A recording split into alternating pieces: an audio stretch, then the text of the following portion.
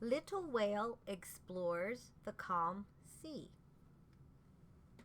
It's going to be so important to have a very steady beat for this performance.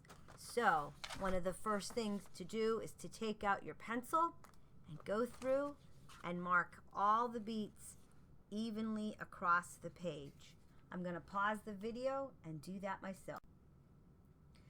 So now all the beats are written in, evenly spaced, directly underneath the note that they actually go with, or if it's a long note, like a half note with a dot, you space them out so your eye can travel.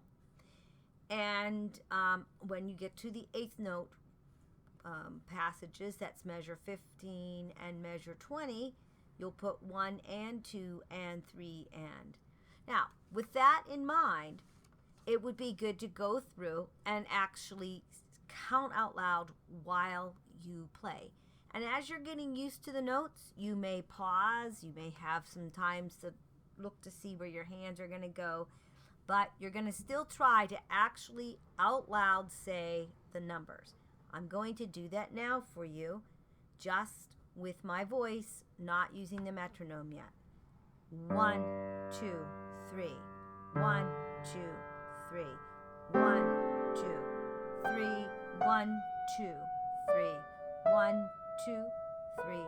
1, 2, 3. 1, 2, 3. 1, 2, 3. 1, 2, 3. 1, 2, 3. 1, 2, 3. 1, 2, 3. 1, 2, 3. 1, 2, 3. 1 and 2 and 3 and 1, 2, 3.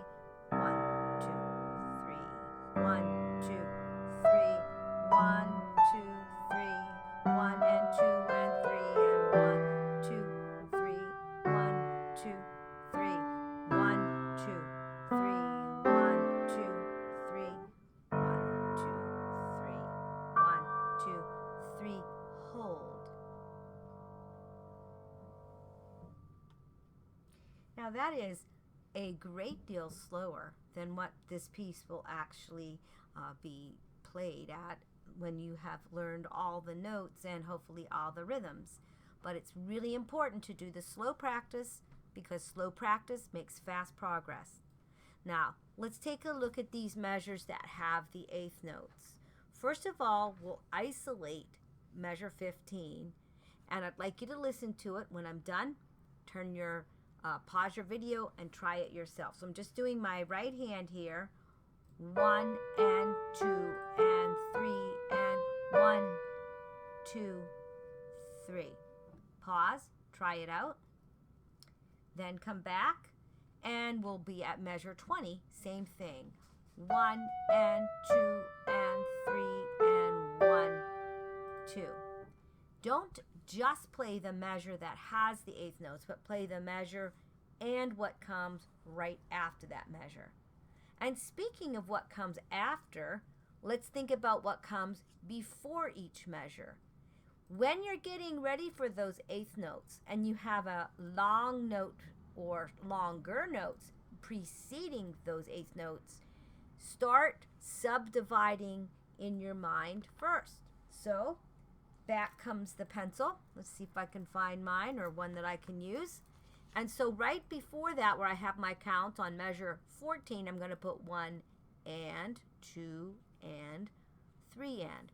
As I hold this long note out, I'll be preparing the speed in my mind that these will happen at. Over here at measure 19, that's going to lead into the next eighth note passage. Once again, I put in the ands. Now, a few moments ago, I talked just about these eighth notes and where they land, and just about these eighth notes and where they land.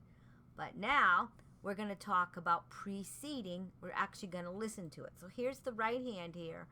1 and 2 and 3 and 1 and 2 and 3 and 1, 2, 3. You can, as you get out of that, you can continue to subdivide if desired. Sometimes when people play something like this, they'll do this. 1 and 2 and 3 and 1, 2, 3, and their 1, 2, 3 will go really, really fast.